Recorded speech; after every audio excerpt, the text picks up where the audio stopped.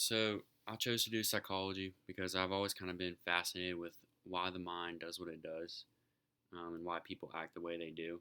Kind of just want to see like where that comes from and what causes those factors, and see how like I can apply that in my life and become better as a person or what have you, and understand myself a little bit better. Um, so I think psychology is mostly environmental. I think it's because friend groups, for example, the people you surround yourself with will typically be the person you end up being. They can influence your actions through peer pressure or what they think is a normality and you want to fit in. I also think that childhood trauma can be a big cause of what forms a person into who they are.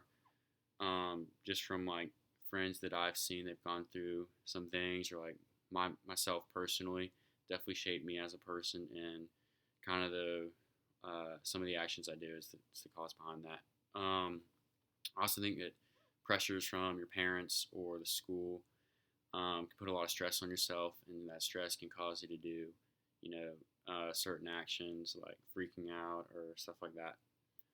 But I do think that some of it is genetic. Like, for example, 50% of depression is passed down genetically, from your parents or grandparents. Um, so I think that can be a big cause, but you kind of, for that, like to be depressed, you kind of need the environmental aspect. So I think, environment plays a bigger role than genetic. Yeah.